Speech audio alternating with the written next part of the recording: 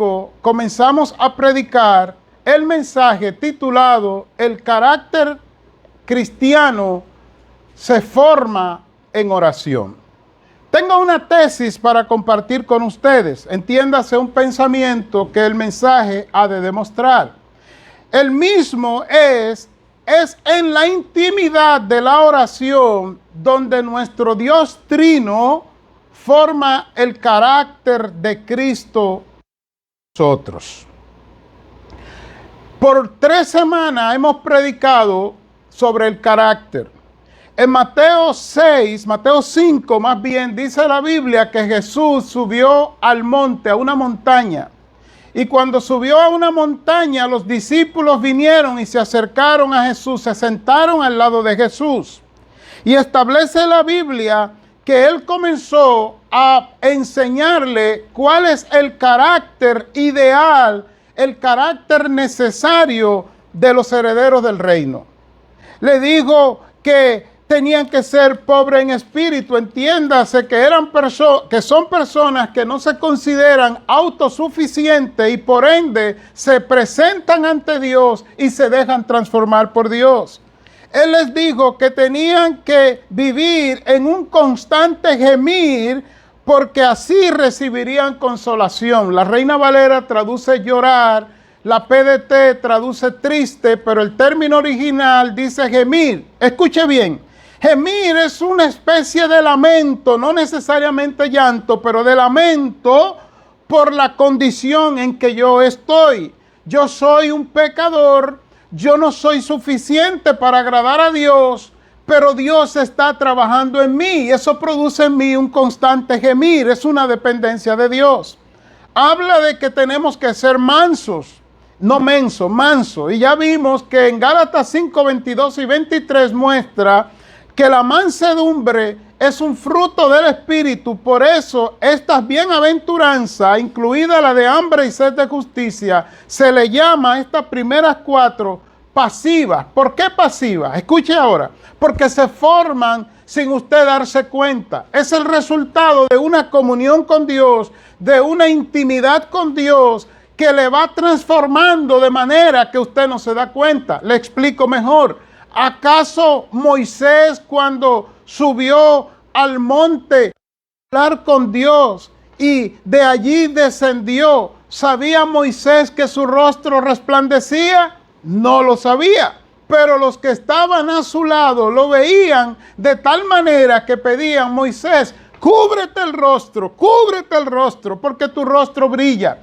Entonces pasamos en la segunda entrega de esta serie, pasamos a ver las 4 bienaventuranzas que son activas. ¿Por qué son activas? Primero digamos cuáles son. Misericordioso, limpio de corazón, pacificador, que no es lo mismo que uno que ama la paz, sino un hacedor de paz. Se mete en la guerra para dejar la paz establecida. Uno que padece persecución por causa del Señor. Son activas porque ya no son el resultado propiamente de tu relación con Dios o tu comunión con Dios, sino de que como tú tienes una relación con Dios, tú quieres mostrarla de manera horizontal con los que están a tu lado y tú la muestras haciendo misericordia con ellos, siendo transparente, limpio de corazón. En ese mismo sentido vimos que la razón, la causa o razón y propósito por el que tenemos que dejarnos formar las bienaventuranzas es porque Jesús dice que somos sal y luz. No es para ser sal y luz, sino porque ya lo somos. Ahora, ¿cómo tú sabes que eres sal y luz? Porque el Señor lo dice, pero en verdad tú lo ves cuando estás viviendo en esta bienaventuranza.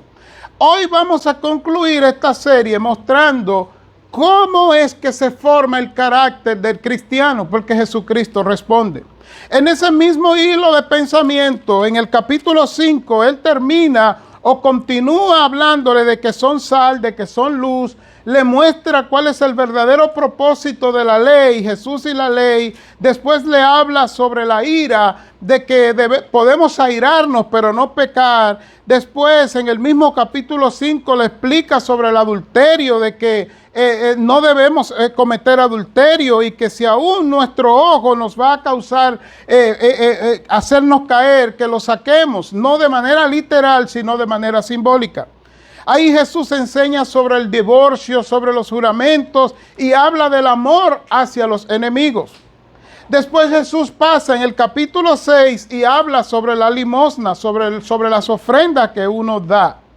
Y escuche ahora, en el capítulo 11 de Lucas, que es un historiador, dice que en algún momento de esta conversación, en el Sermón del Monte, después de las bienaventuranzas, uno de los discípulos, representándolo a todos, dice Lucas capítulo 11, estoy citando, se acerca a Jesús y le dice: Señor, enséñanos a orar como Juan enseñó a sus discípulos.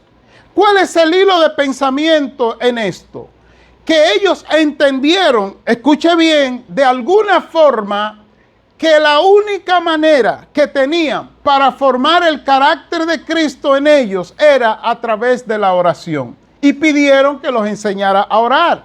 Entonces Jesús comienza a explicarle lo que yo le voy a explicar ahora. No es aprender a orar. Primero ustedes tienen que aprender, escuche bien, los principios que dan legitimidad a la oración. La palabra legítimo significa que ha sido hecho o establecido de acuerdo a la ley o al derecho. O sea, visto bíblicamente, legítimo quiere decir que está conforme con la voluntad de Dios. También legítimo es que está de acuerdo con la razón o con lo que se considera justo o razonable. Así que en el capítulo 6 de Mateo, Jesús enseña no solamente cómo se forma el carácter cristiano en oración a través del Padre Nuestro, sino que antes de enseñarle, le enseña 4 principios que hacen que la oración sea legítima, o sea, conforme a la voluntad de Dios. Yo sé que usted está desesperado y desesperada, tanto aquí como allá, por saber cuáles son esos principios. Pero yo quiero recordarle algo a ustedes. En una ocasión, aquel general, conquistador, guerrero, Napoleón, iba a una cita y estaba tarde, y el edecán, o sea, su servidor, comenzó a vestirlo rápido y lo jalaba y para vestirlo rápido. Y Napoleón lo miró y le dijo: vestidme despacio, que voy deprisa. Así que yo voy a ir, aunque estoy deprisa por el tiempo, yo voy a ir despacio. Escuche lo que estamos predicando. El carácter cristiano se forma en oración. Vamos a ver cómo se forma en oración. Pero hemos visto en la Biblia que en el hilo de pensamiento del Sermón del Monte, antes de enseñarle la oración, el modelo de oración, el guía de oración que transforma el carácter o que forma el carácter de Cristo, Jesucristo enseñó 4 principios que hacen que una oración sea legítima. Yo espero que a partir de hoy nosotros usemos esos principios. Primer principio, Mateo 6:5. Escuche lo que dice Jesucristo. Y cuando ores, no sea como los hipócritas. La persona hipócrita es una persona que públicamente profesa creencias u opiniones que realmente no cree. Y lo hace con el fin de ocultar sus verdaderos sentimientos o intenciones. La palabra hipócrita es una palabra que viene del griego, que se usaba en el teatro. Era un actor, una persona, escuche ahora, que personificaba sentimientos y personalidad que no tenía. Y Jesús dice, el primer principio, recuerde que estamos hablando de principios. Los principios son normas, son verdades absolutas. Y cuando son principios bíblicos, son normas absolutas, verdades absolutas, que si usted no los cumple, lo que usted está haciendo, para tener el resultado, tiene que hacerlo como dice ahí. Pues Jesús dice, antes de enseñarle a orar, yo le voy a enseñar los principios que hacen que tu oración sea legítima. Y usted dirá ahora, pastor, yo le doy gracias a Dios que yo no soy hipócrita en la oración. Pues yo le felicito, porque cuando preparaba este mensaje, yo creía lo mismo, pero cuando leía y oraba y leía de nuevo, yo entendí que la mayor parte de mis oraciones son oraciones hipócritas. Señor, tú sabes que yo te soy fiel, es aquí tu hijo, pero ¿cuándo tú le has sido fiel a Dios? Si algo somos en Dios, es porque Él, por su gracia, ha puesto el Espíritu Santo en nosotros. Y aunque nosotros seguimos siendo malos para con Dios, Dios sigue obrando gracia y misericordia sobre nosotros. De hecho, el apóstol Pablo entró en un momento de temor, yo quiero pensarlo, y él dijo, yo quiero pensar que su pensamiento es este, y él dijo, yo sé que mientras más pecado hay, más gracia de Dios se va a derramar. Pero ¿y qué tal si esta gente decide seguir pecando más para que haya más gracia? Y en el capítulo 6 de Romanos, él hace esa pregunta sabiendo lo hipócrita que somos. Él dice, ¿perseveraremos en el pecado para que la gracia abunde? Yo cambiaría el hilo porque es como se lo voy a leer ahora. Perseveraremos en el pecado porque la gracia va a abundar. En ninguna manera. Pero escuche, cuando vaya a orar la próxima vez, analice, piense si usted está profesando ante Dios unas creencias y opiniones las cuales usted realmente no cree, con el fin de ocultar su verdadero sentimiento. Señor, tú sabes que mi corazón está dispuesto. Yo ahora he cambiado mi oración y le digo al Señor, Señor, haz que mi corazón esté dispuesto para ti. Porque, Señor, yo sé que yo digo que mi corazón está dispuesto, pero no sé qué tan dispuesto está mi corazón. El primer principio que Jesús nos da antes de enseñarnos cómo se forma el carácter del cristiano en oración es que debemos orar sin hipocresía. ¿Cómo ora una persona sin hipocresía? Señor, aquí estoy delante de ti. Señor, yo mismo no sé cómo está mi corazón hacia ti. Yo a veces creo que estoy dispuesto. Yo a veces creo como Pedro que te amo, te agapao, como él dijo, te amo con un amor que no lo termina nada. Pero Señor, yo no sé, yo prefiero pensar que necesito más de tu gracia para yo estar cerca de ti. Esa es una oración legítima. Jesús continúa diciendo que los hipócritas, además de que son hipócritas, y porque son hipócritas, suelen orar para ser vistos, para ser oídos. Y dice que ya tienen su recompensa. Entonces él entra en el segundo principio de la oración legítima. Versículo 6, que él dice, mas tú cuando ores, entra en tu aposento y cerrada la puerta, ora a tu Padre que está en secreto, y escuche bien, y tu Padre que ve en lo secreto, te recompensará en público. Mis amados, hay una oración llamada la oración personal, teológicamente hablando, que esa oración usted no debe hacerla donde los demás los escuchen. Esa es una oración tan íntima, tan secreta, tan desnuda delante de Dios, que quizás sería hasta peligroso orar delante de alguien. Cuando usted desnuda sus intenciones, cuando usted desnuda sus bajezas, cuando usted desnuda sus descalificaciones, cuando usted desnuda sus debilidades, porque nosotros somos muy buenos orando y hablando de nuestra fortaleza. Pero a nadie le gusta hablar de sus debilidades. ¿Saben qué? Dios quiere que además de que sea sin hipocresía, que la oración sea en secreto. Estoy hablando de la oración personal, la oración que Él quiere llevarnos a transformar el carácter, porque en esa oración Él lo que quiere es que nos desnudemos nuestro rostro, desnudemos nuestros corazones. Quizás si usted no desnuda toda su vida delante de mí, quizás Dios nunca le va a reclamar. Porque aunque yo soy su pastor, no es delante de mí, es delante del Señor que tenemos que ir en secreto y decirle al Señor, aquí estoy, sin poses, estoy aquí, mírame como soy, mírame en qué estoy.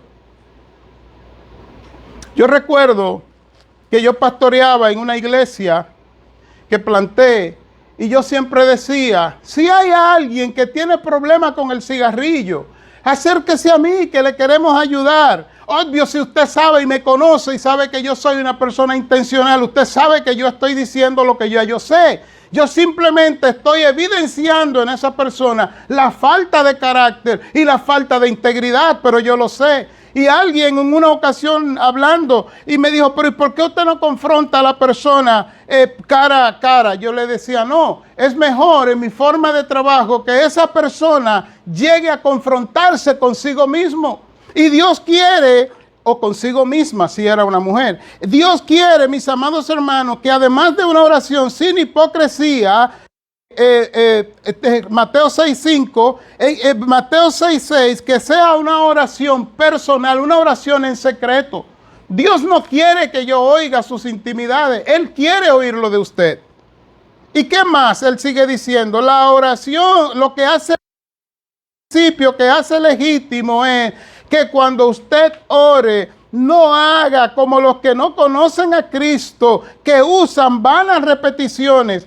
Mateo 6:7. Hay gente que es una letanía en su oración. Parece un rezo. Padre nuestro que estás en los cielos, santificado sea tu nombre. Un rezo. Todos los días el mismo rezo. Todos los días lo mismo. No tienen más nada que decir al Señor. El Señor dice, yo no quiero eso. Yo quiero que en la oración legítima haya un diálogo franco entre tú y yo. Dime las cosas nuevas que tiene que decirme. Dímelo todo. No me guarde nada. No me repita lo mismo. Yo quiero un carro rojo de carrera. Yo no quiero que tú me repitas lo mismo. Yo sé que quieres un carro. Déjame lo demás. Yo voy a obrar en tu vida. Hay un movimiento dentro de los evangélicos que yo me asquea oírlo. Oigo personas que dicen, mira, si tú vas a comprar una casa, tú tienes que sentarte, diseñar tu casa y llevarle ese diseño a Dios y decirle cuál es la casa que quiere, el color de la casa que quiere, cómo tú lo quieres. Si te vas a casar, tú tienes que hacer un diseño y llevárselo a Dios y decirle, mira Señor, este es el diseño que quiero. Bueno, porque el Dios al que le sirve es tan estúpido que no sabe qué casa necesita, qué carro necesita, qué marido o marida necesita, y por eso hay que darle todos esos detalles. Dios no quiere eso. Dios quiere una oración sin hipocresía, una oración en intimidad, pero también una oración en dependencia de Dios. Señor, yo quiero o necesito esto. Padre, ¿qué tienes tú para mí? Si fuera mi gusto, yo lo quiero blanco, pero si tú me lo das rojo, voy a saltar de gozo porque vino de ti. Señor, yo quisiera una casa que tenga estas características. Ese es mi sueño. Pero Señor, me conformo con tus sueños. Esa es una oración legítima. Y número 4, antes de entrar en la oración que transforma, el Señor Jesucristo hablando, no el pastor, no usted, sino el mismo Cristo, dice, no hagáis semejantes a ellos, pues vuestro Padre sabe de qué cosa tenéis necesidad. ¿Sabe qué es lo que está diciendo en ese versículo 8? Que cuando ore para que la oración sea legítima, vea la oración en fe, sabiendo que ya Dios conoce cuál es tu necesidad. Y ahí voy a entrar entonces a la oración que forma el carácter. Estos principios, mis amados hermanos, trabajan como una puerta. Es como que usted va a entrar a la habitación de la oración, pero el Señor le dice, no puedes entrar, hay una puerta. Primero, párate en esa puerta y lee lo que está ahí. Y cuando tú leas lo que estás ahí, firma como que leíste y la puerta se abrirá. No empuje la puerta, no fuerce la puerta. Quédate en la puerta. Y estos 4 principios, orar sin hipocresía, orar en intimidad con Dios, en secreto con Dios, no orar con repeticiones y orar sabiendo que Dios ya conoce lo que tú necesitas. Porque cuando tú sabes que Dios ya sabe, eso te da fe. Es como a alguien que le pasó algo y yo pensaba que la persona se iba a molestar o iba a decir algo y la persona me miró y se rió y dijo, ya Dios lo sabía. En otras palabras, aún lo malo que nos acontece, ya Dios lo sabía. Y si Dios lo sabía, bendito sea Dios por lo malo también que me ha acontecido. Dicho eso, entonces entro en mi último punto. El carácter cristiano se forma en oración. ¿Cómo se forma? Después de esos principios, ahora entramos en la oración. ¿Y cuál es la oración? Vosotros pues oraréis así. Mateo 6, 9 hasta el 15. ¿Cómo ustedes van a orar? Tengo que aclararle esto. Cuando él dice ustedes pues orarán así, no es que ahora usted va a tomar el Padre Nuestro y lo va a repetir como está ahí. Es una palabra que dice, ustedes orarán en este ejemplo, ustedes orarán en este modelo, ustedes orarán en este guía. ¿Y cuál es el guía, Señor? Escuche bien, Mateo 6:9. Ustedes orarán así como, Padre nuestro que estás en el cielo, santificado sea tu nombre. Usted no le está pidiendo a cualquier persona, usted no le está pidiendo a cualquier gente, usted no está pidiéndole a Jesucristo ni al Espíritu Santo, usted le está pidiendo en la Trinidad.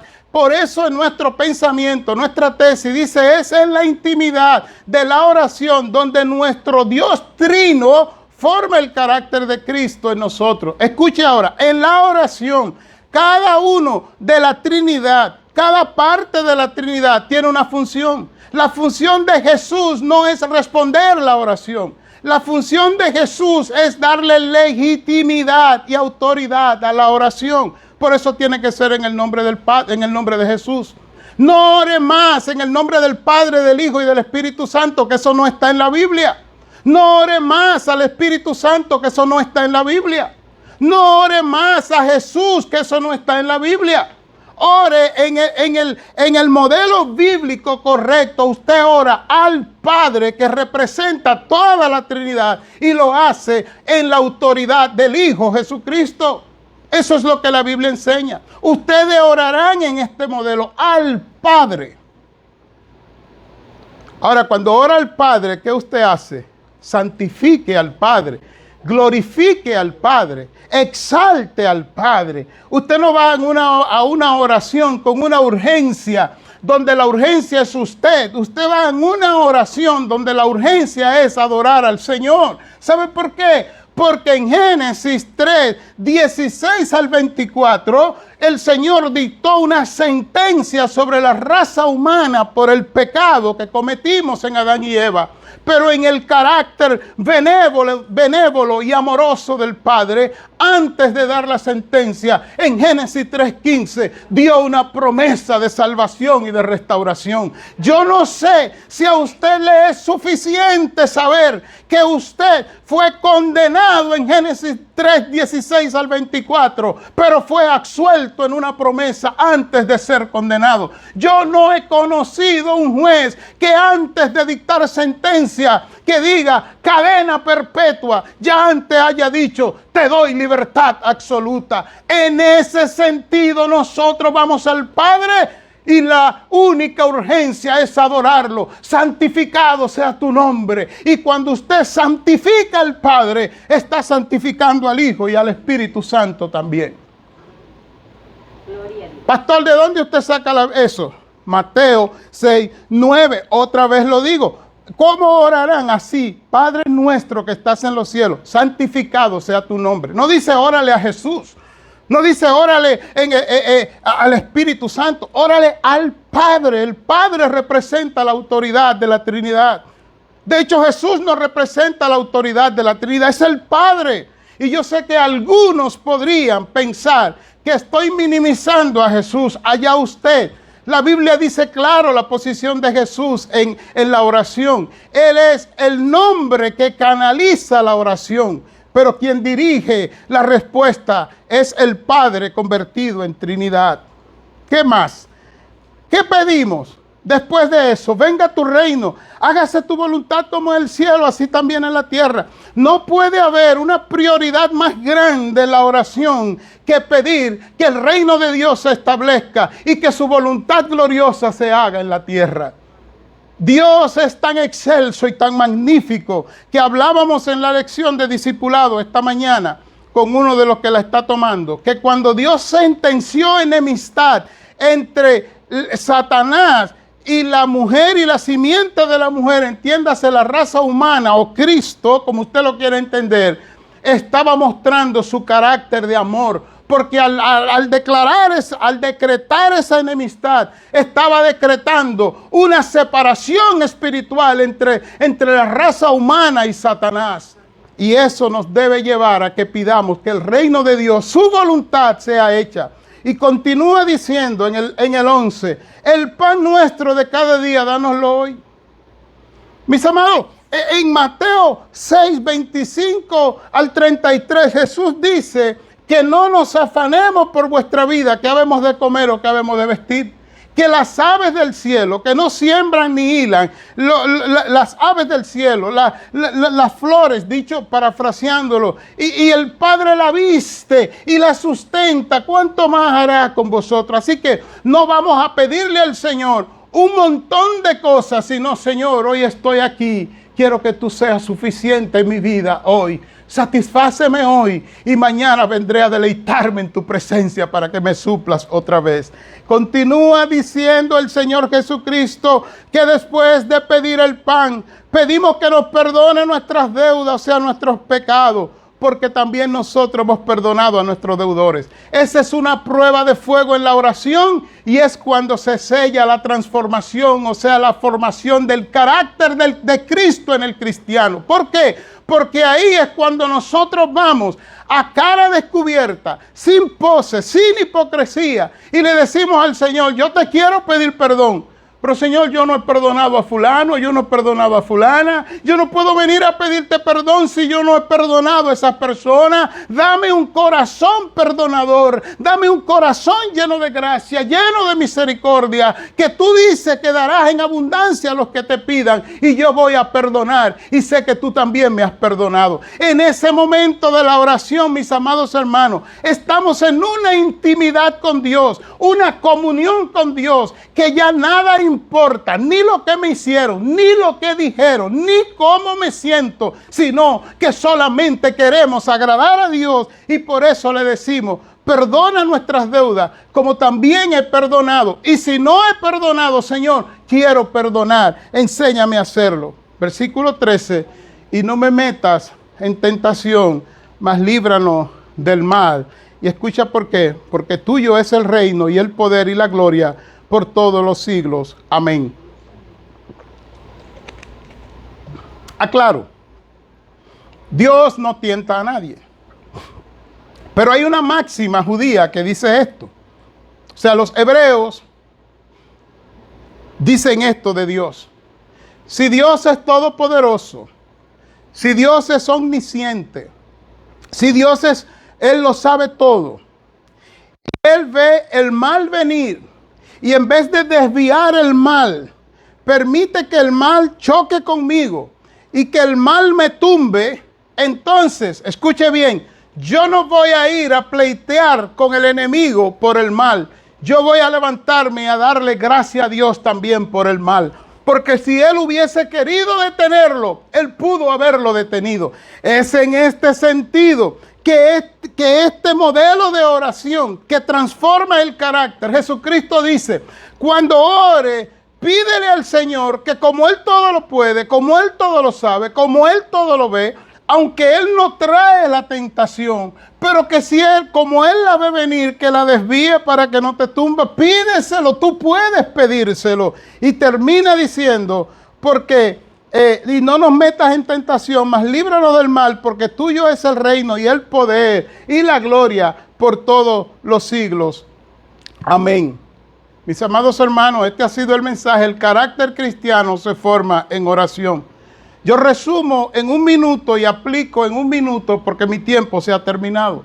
Antes de orar, en el modelo del Padre Nuestro, en los versículos del 5 al 8, están los principios que Jesús quiere que nosotros cumplamos para hacer la oración legítima. Y después de cumplirlos, en los versículos del 9 al 13 están los principios en los cuales nosotros debemos orar. Orar al Padre nuestro Padre, que representa la Trinidad.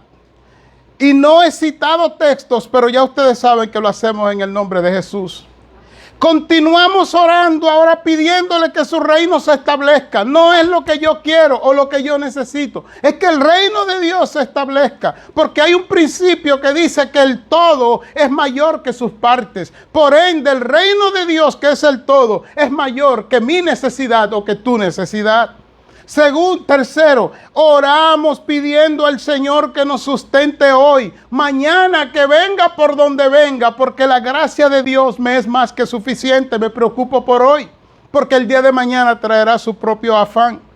Número 4, le pedimos al Señor perdón, porque sabemos que nosotros hemos perdonado, y si no hemos podido perdonar, entonces ahí aprovechamos y le pedimos que cambie nuestro corazón. Y por último le pedimos que, aunque Él no nos tienta, que si quiere librarnos y Él puede hacerlo, que por favor lo haga.